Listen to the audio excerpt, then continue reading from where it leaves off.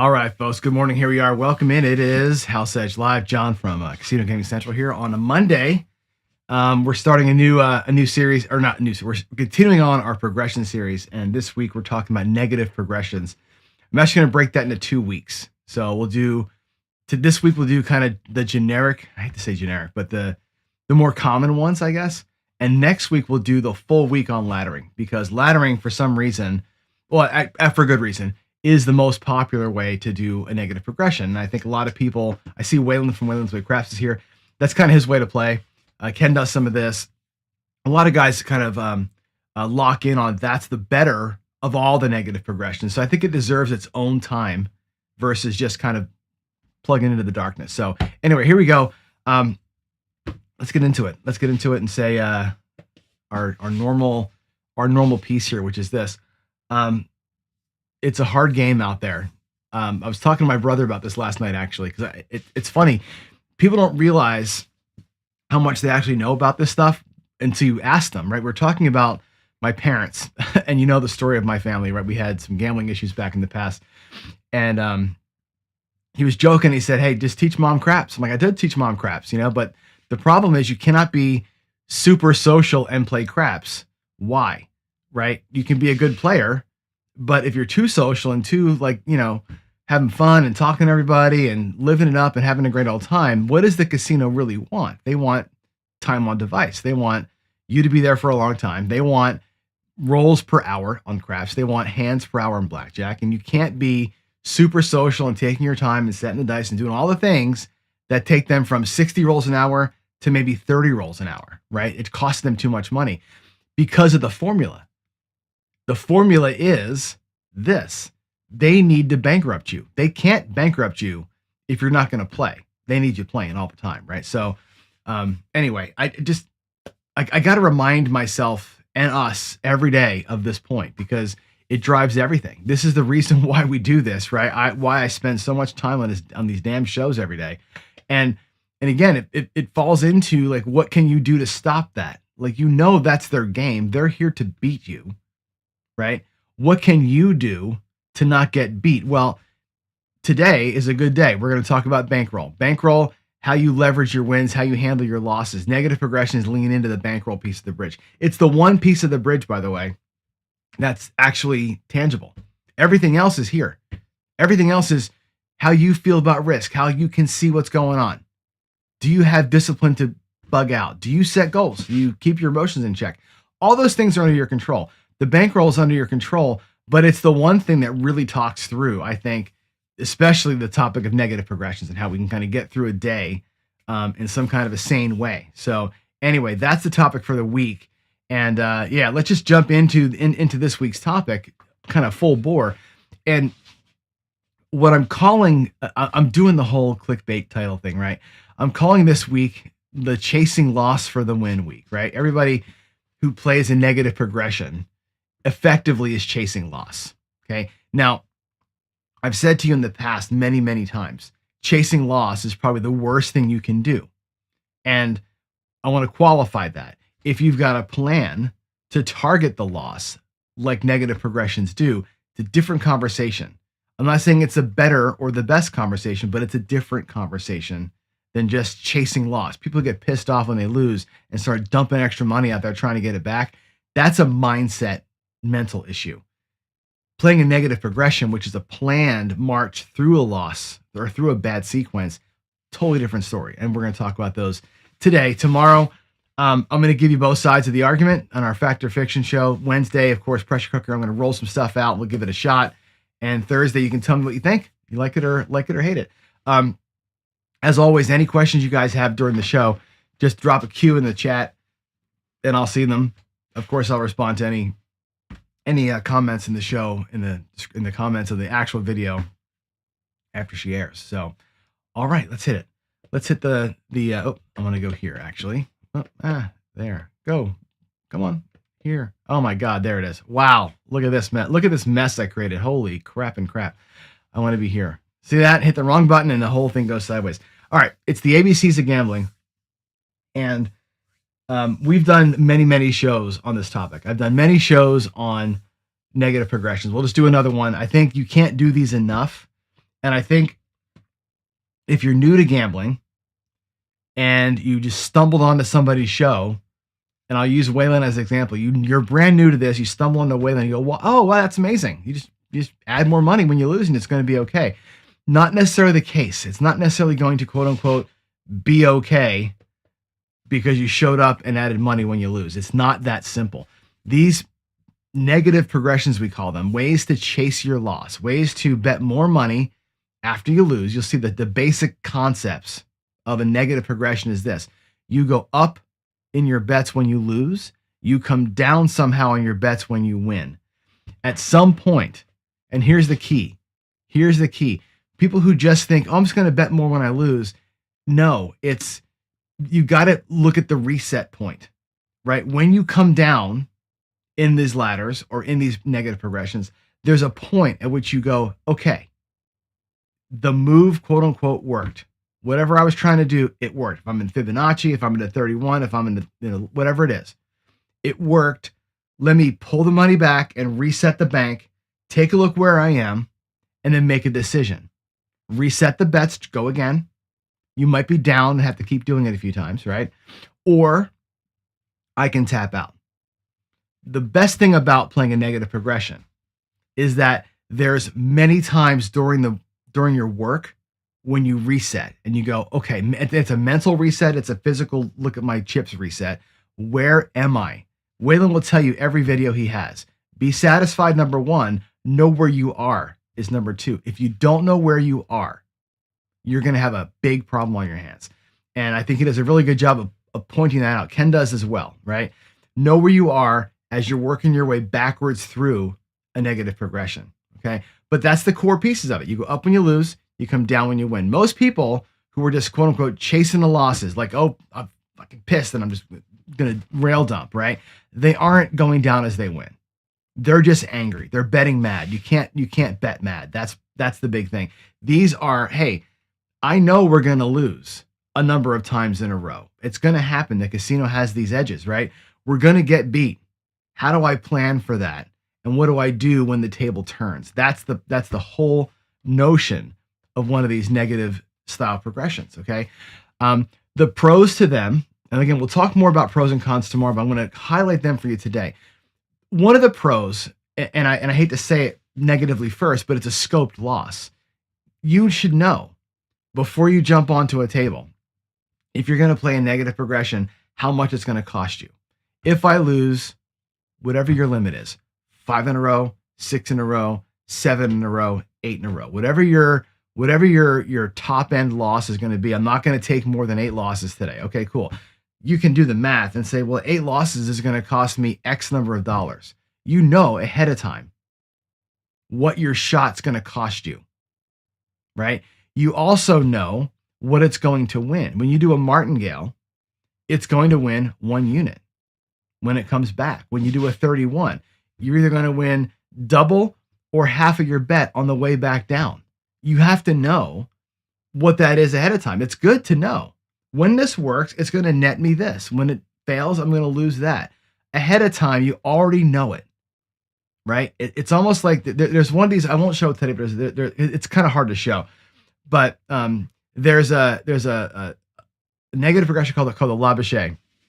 You start out with it saying, I'm going to win 8 units. You know ahead of time when it works, 8 is your number. It's like you set your goal ahead of time. I love that part of it. You do your thing. Now, it does have an open-ended loss, which kind of sucks, but you know your win coming out the backside. That's a beautiful thing, right? And there are clear decision points. When you're playing a negative progression, there are clear points along the way coming back down that you can decide, ooh, it worked. Let's see where we are. Do I reset and start over again? Do I level up my base and start and go for the jugular? Have I got my goal and I can walk? I love that there's clear points. It isn't like this willy-nilly open-ended thing that you're going to play and just not know when to stop. These negative progressions have stopping points, which again, if you're chasing loss, like emotionally chasing loss, you're not going to have a stopping point. You're just going to be like pissed off and rail dumping, right? The rest of us who are doing it this way really do. It's controlled. It's a controlled march. And like you go, hey, I know when it's done. And I think that's a beautiful thing. Now, there are always negatives to playing these things, right? There's cons to it too. The number one con to a negative progression is this.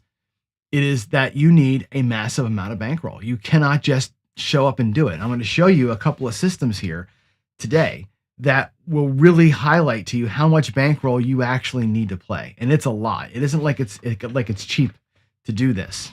Okay. And it's a lot of risk bankroll wise for a pretty small reward. Now the reward comes way more often than the full loss.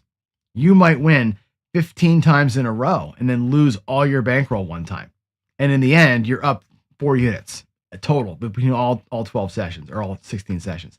It's the way it works. It's a grinding way to play. Okay. But you need bankroll to get through it. The other thing that I think people don't really think about, and I want you to really process what I'm about to say. One of these guys in one of my favorite people in the world, JB, he's a math guy.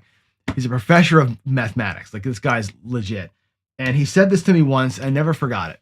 And he's like, the impossible is guaranteed to happen. It's guaranteed to happen, the impossible thing. And, one of the examples that he gives is, have you ever seen 25 sevens rolled in a row on a craps table? Or have you ever seen, 10 zeros rolled in a row, spun in a row on a roulette wheel? And the answer from everybody in the audience here is going to be no. I've never seen 25 sevens in a row. I've never seen 10 zeros in a row. Has it happened? Absolutely. Were you there? No. It's going to happen. There's no question that the craziest shit you could ever think of is going to happen. You may never see it, but it's there. So when you're playing a negative progression, you're going to go up, up, up, up, up, up. I'm never going to lose 8 in a row. Come on. I got 160 across. There's no way 8 people in a row are going to 7 out on me. They will. Like, the unthinkable is going to happen. We give the example a lot of like the flip and a quarter experiment, right? You put a stadium of 100,000 people out there, right? And everybody flips a quarter and all the heads get to stay, all the tails get to leave, right? At the end of that match, somebody's going to win. At the end of 100,000 people, one person is going to win 13 times in a row. He's going to roll 13 heads in a row. It's impossible for you to sit there and say, I'm going to run 13 heads in a row.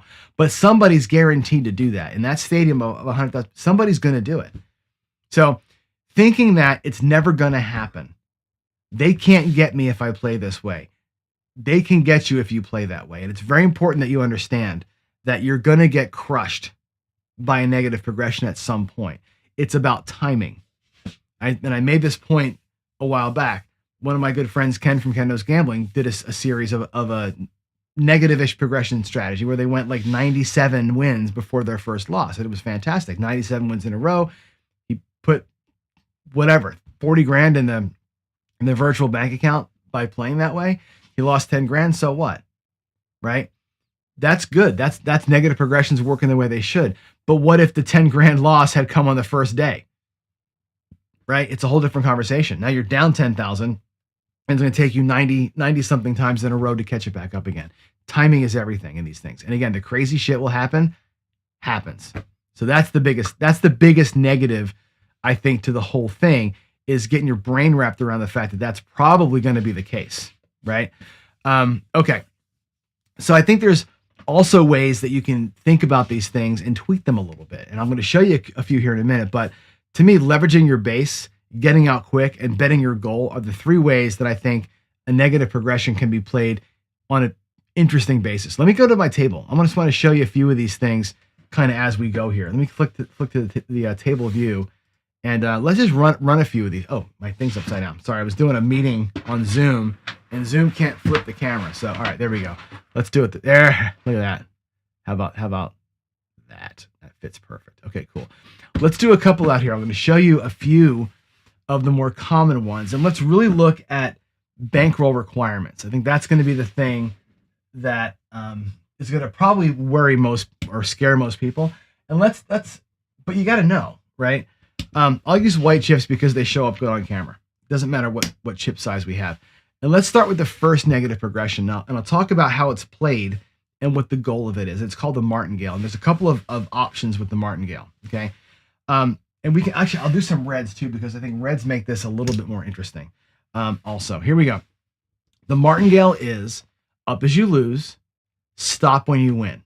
So there's no coming down this ladder. This is a straight march to hell, right? You're going to go 1 unit, and if that unit loses, I'll put the losses over here in the horn area, okay? You lose 1, you have to bet 2. You double the last bet in the martingale. So you lose 1, then you lose 2. If you lose 2, your next bet is 4, because you double, put it here so you can see it better. You double your last one. Okay, there's 1, 2, there's 4. Your next bet is 8 units. There's 4, there's 8. 1, 2, 3, 4, 5, 6, 7, 8 units. Okay, level 4 is an 8 unit loss. I'm going to spread these out. Now it's going to get crazy because 8 becomes 16. And you're going to go, I'll do it like this so you can see it better. There's 15, 16 units.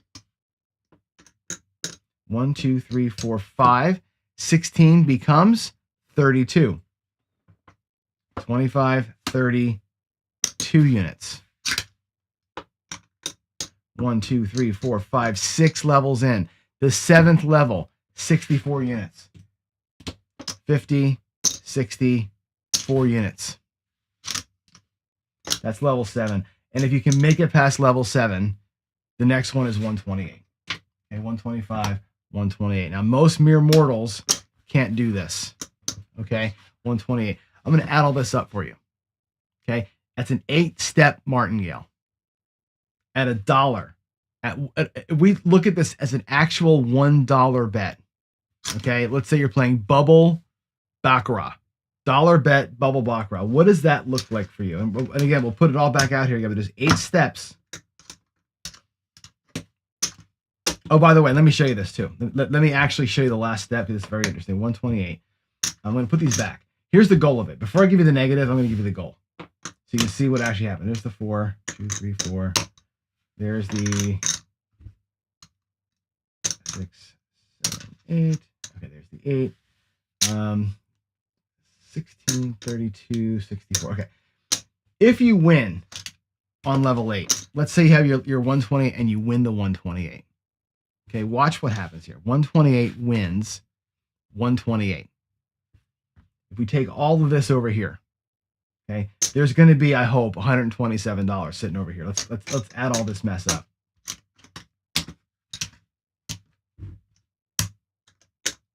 We've got 75, 105, 10, 15, 120, 125, 127. Okay, so after all of that, 1, 2, 4, 8, 16, 32, 64, 128 wins 128. You had lost to that point 127, which means you went all this way to win a net of 1. Okay, it seems silly, but again, the loss level is known. You know ahead of time you're going to have 128 or 120, 128 plus 127 total risk. That's 256 total risk, right? In units, if you're betting black chips to start with, times it by 256, $26,000. That's what you need to get into this thing, right? To win 1 black chip. We did it with white chips, 256 to win 1. Okay, that's how this works.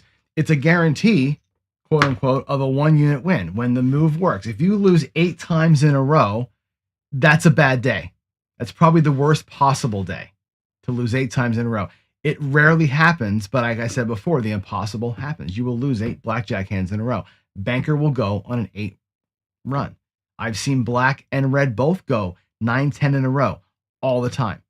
All the time you see that, right? All the games have this happen to them, right? Rare in craps for a don't pass or a pass to get 7 or 8 in a row. But guess what?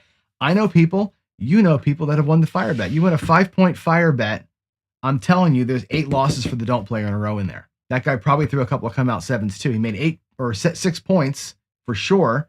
That's 6 of these losses. You know there's a couple of come out 7s in that mix too. The don't pass player probably went through 8 units or 8 losses. It happens. But that's the martingale. It's double every win or double every loss. The minute you win, your decision point is there because you win a net of 1 unit. All that loss goes away, and you've got a 1 unit win staring at you. Now, if that 1 unit is enough for you to walk away, your decision point is bye-bye.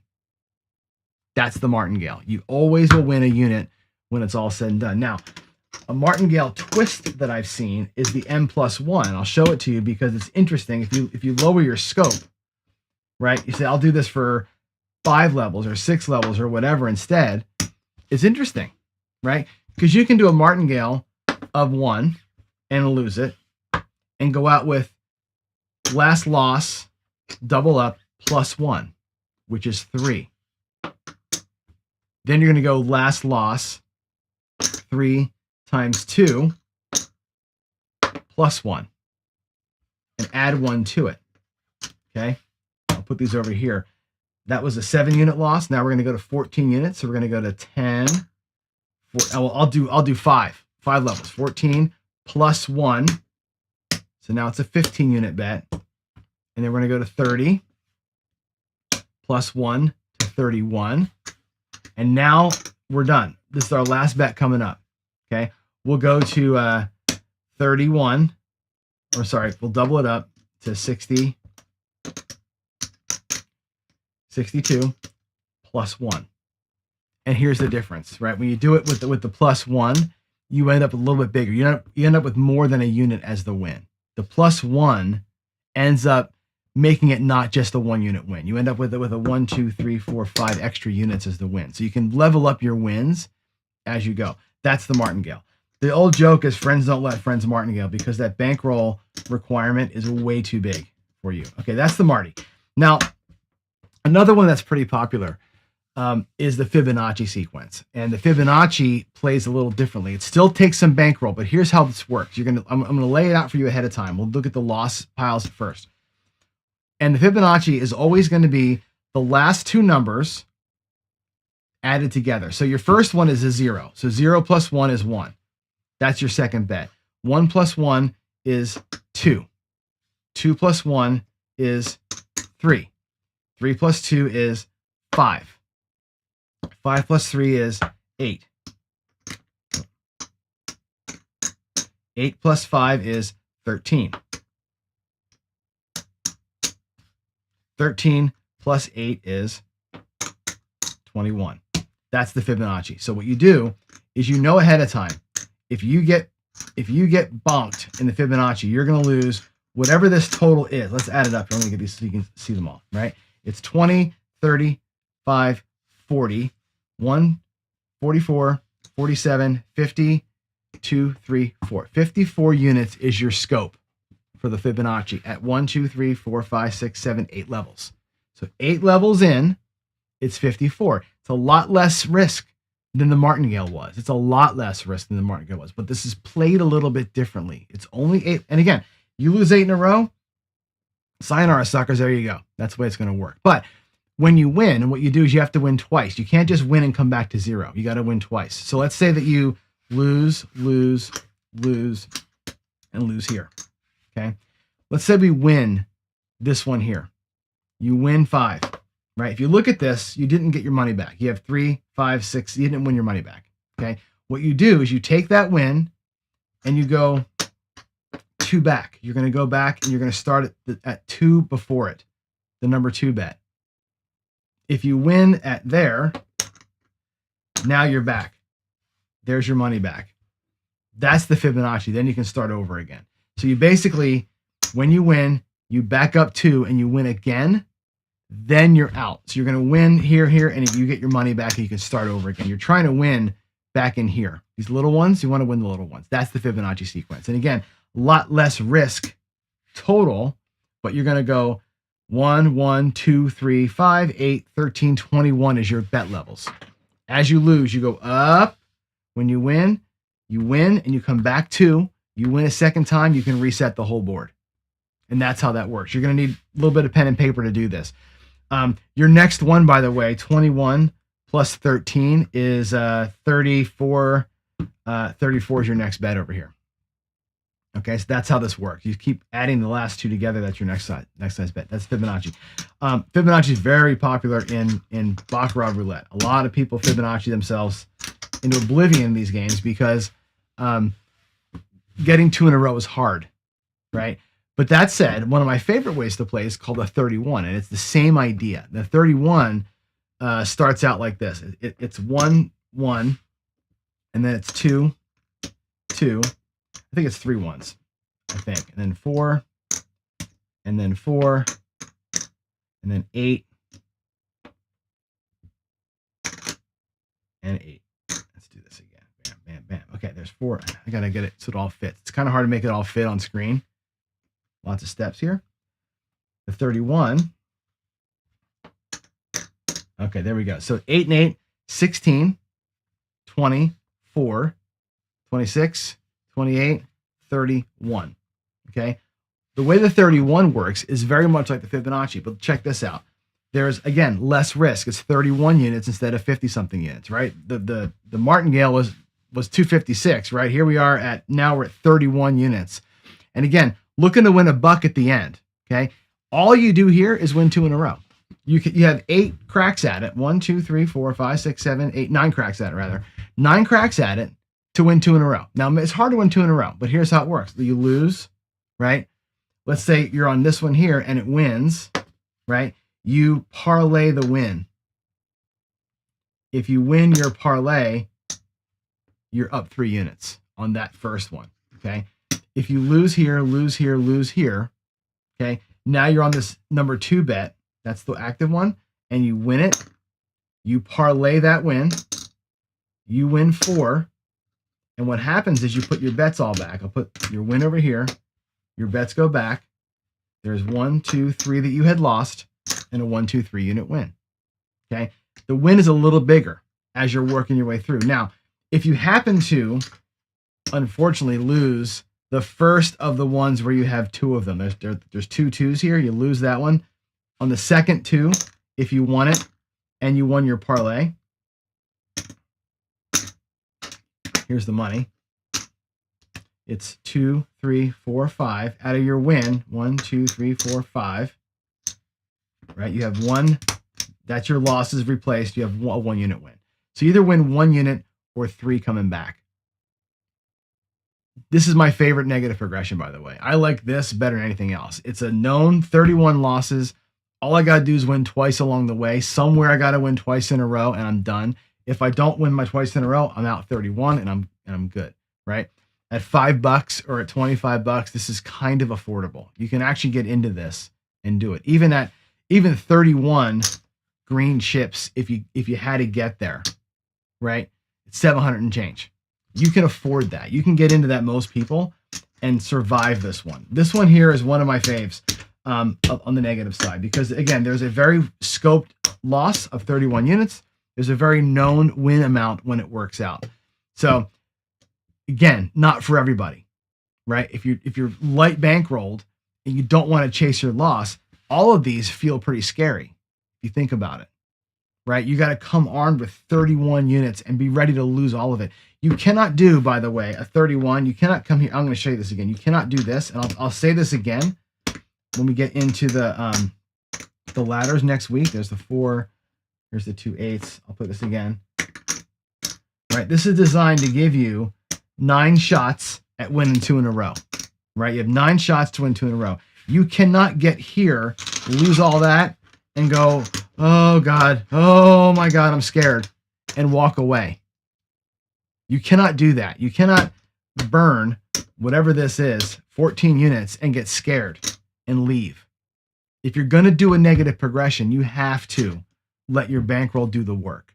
You brought it here for the reason of letting it ladder up the loss and chase those losses and get your win, your guaranteed win out of it. You cannot get spooked when you're doing a negative progression. It's the one thing, and I think I've seen more people burn themselves in this style of play because they get scared when the bets get too big. If you're scared when the bets get too big, don't play it. If losing that last bet, the 9th bet in the 31 or the 8th bet of a martingale or the 8th or 9th bet in a Fibonacci, if that loss means you're not making your mortgage payment, or you're not getting your kids' college paid for, whatever that means to you, you cannot make that bet. You cannot come to the table with a plan to play the Fibonacci dozens or the Fibonacci red or the martingale pass line. You cannot. I will not allow you to do it. You cannot do that. If that amount of loss is life changing, you got to have enough money in your bank. I'm going to go back to the screen here. This is an important point we have to make together. You have to go back. Where's my? Oh, I'm in the wrong screen. Hold on. Let's go meet left. Is this the one? Yes. You have to have the ability to say, I'm willing to lose 9 levels or 8 levels of a martingale. Let's just take the Marty as the worst case. I'm willing to lose 8 levels of martingale, 256 units. I'm willing to lose that 10 times. You better have enough in your bank, your actual bank with your debit card, in an account that doesn't matter to you, in an account that you don't need to retire on, eat with, pay your bills with, in a separate account, to lose that bet 10 times, right? What does that mean? 2,500 or 3,000 units. If it's $1 units, you're playing bubble craps or bubble roulette or bubble baccarat for $1 a hand. You better have $3,000 in the bank to do an 8-step martingale 10 times. You have to have that. Nobody's doing it for $1. You're all doing it like degenerates for $0.25, which means you need 256 quarters, whatever the hell that adds up to, 10 times. What is that? That's 2,500 quarters. How much money is 2,500 quarters? Let me just do it. Actually, it's 256 times 20 times 25. That looks like $128,000 in the bank. You're going to do a martingale at the quarter level, 8 steps. You need $128,000 in the bank to survive 8 losses in a row 10 times. That's the kind of bankroll that you need. When I'm talking about you need big bankroll, I'm not talking about you need $5,000 over the weekend. I'm talking about you need $100,000 in the bank that you don't care about to play that way with an unscoped end. At least with the 31, right? So 31 times 25 is, 31 times 25, it's $775 times 10. You got $7,500 in the bank. You can make that work, right? You can actually try that 10 times, but you better freaking be careful. And I think that's the most important thing, right? Know the bankroll needs before you get into it. Know that bankroll is not life-changing money. That's so important. And again, because the impossible thing is guaranteed to happen. It's going to happen at least once to you. You're going to burn the bankroll at least one time. If not, you're going to pucker the whole way out to it, right? Just know it ahead of time. I don't care if you do it. Like I said, I don't care if you play this way. God be with you if you do. I don't have that kind of money. I'm not willing to lose that amount of money 10 times in a row. I'm just not, right? But again, when you outpace the impossible, it's okay. If you outpace the impossible, you can do okay, right? You win 50 times in a row and lose once, you're doing good, right? You're going to be ahead. As long as you don't lose all of it the first time, it's timing, right? So there you go. All right, let me get to some questions. I'm sure there's stuff in chat. I really couldn't see the chat while I was going today. So just because when I'm looking down at the table, I really can't see. So let me just run through here and just run through some of the chatter that's out there. And Waylon says, yeah, none of them, they all want your money. You're talking about the casinos here, right? None of them are your friends. Believe that for sure. He says, we all chasing losses, whether or not you're pressing or laddering. We do, right? How often do you start in a freaking hole? I start in the hole all the time. And it sucks starting in the hole. The negative progressions give you a pathway forward, right?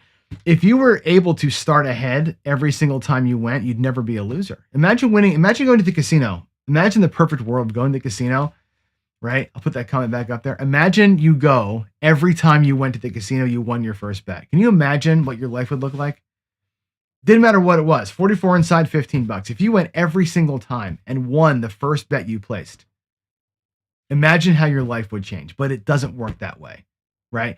That's why negative progressions are a real thing in the world, and they can, played smart, can work. So yeah, Tom, it's very helpful that a lot of people come in here and talk through it. I hope the chats get busy when this happens. I wasn't really watching, but hopefully the chatter is lively because there are strong opinions on ladders.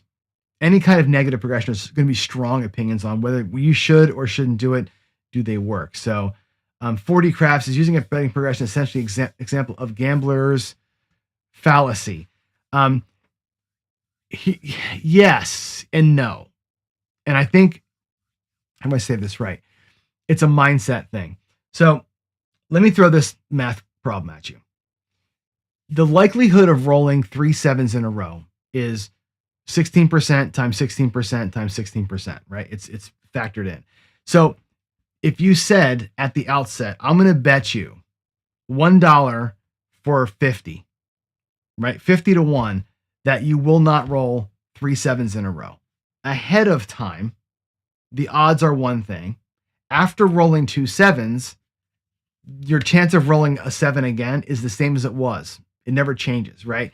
It's when you stack them together ahead of time. In advance, I say, you can't do this impossible thing. That's where the odds really go against you. And that's where the long shots come in, right? But in the moment, everyone is the same. If you're betting on red because you say red is due, or black because red shouldn't happen again, it's got to be black next, that's gambler's fallacy. If your reasoning is because this happened, it's going to happen again, it's fallacy. 2 players can see 5 reds in a row and be betting on red for 2 different reasons, right? Me, I saw the first red and I started betting on it. And I got another one. Cool. And I increased my bet. Cool. Increase the bet. And I keep betting as it's happening just because I'm stacking up some wins, right? I'm just betting the wave that shows up. Somebody else walks up to the table and goes, oh, look at that, 5 reds in a row. Let me go ahead and bet red. There's a difference there. It's nuanced, but there's a difference there. One player is falling into gambler's fallacy. One player is just riding what's happening as it's happening. It's that look to the future that becomes the fallacy, I believe. So it's my opinion. So for sure. Dr. S is great point. Factor in the losses. The win-loss ratio is what matters. Again, Ken and Waylon went 97-1 on that one strategy, right? A huge win-loss ratio. That's why they made so much money. But again, if the one loss came first or on day 2 or day 3, whole different conversation. You're down 10. Instead of being up 40,000 when you lost 10, you're down 10,000 before you won $150. The conversation's way different. It's all about timing. Yeah. And then you're right. So if you lose that last one in a row in a martingale, you got to win 100 to get back to where you were. It's super hard, right? I know Skill had 8 losses in craps and it sucked, right? I mean, it's, I remember you telling me about that. It's brutal, right? Yeah. So let's see. Amazing how limiting perspective people have. Yeah. And I think you're right, Duracell. You got to look at these things, I think, wide-eyed. Look at it wide-eyed. You just got to know this is what it would cost me if it went bad. This is what I win when it goes right. And if I can win more and make it go right for myself more often than not, I'm going to be okay. And that's what Tony teaches, right? It's all about focusing, right, on the little wins, stacking those things up and getting out. I think it's very important. So, all right.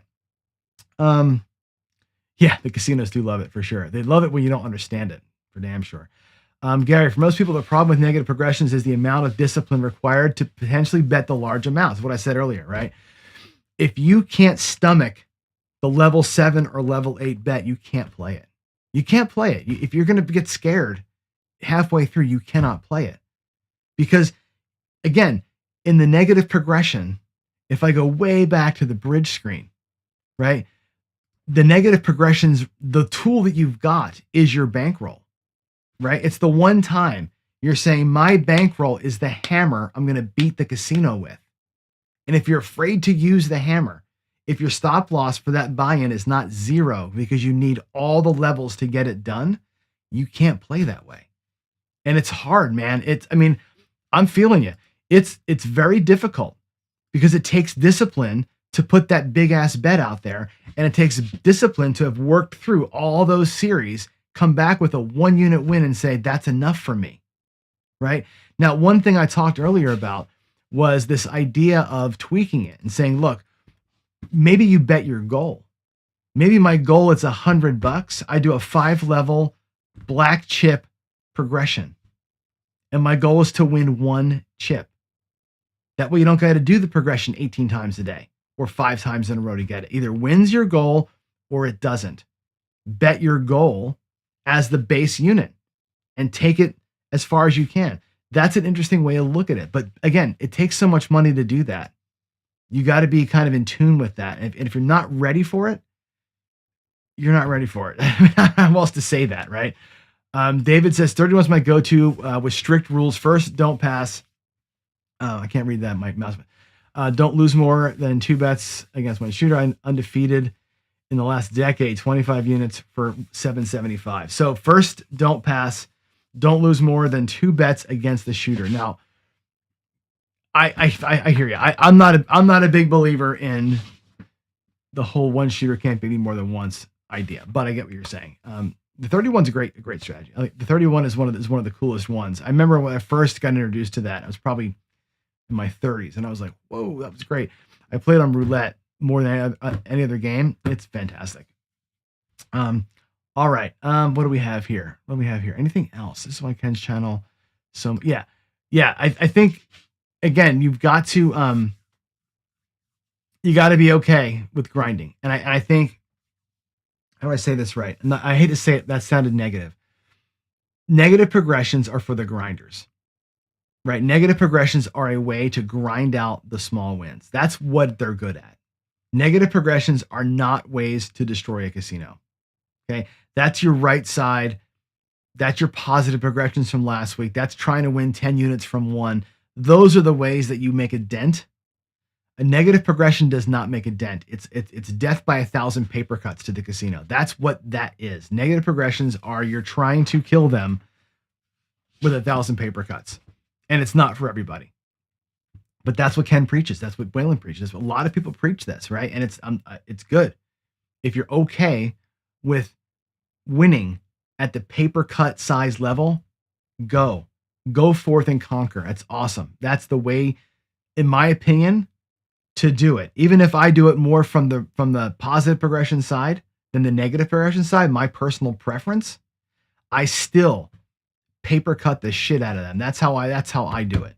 I think those bump on a pickle strategies that Ken likes to talk about, it's not that. It's the negative progression that gets you the 1 unit guarantee after a certain scope. That's the grinder mentality, and you've got to embrace it if that's what you want to do.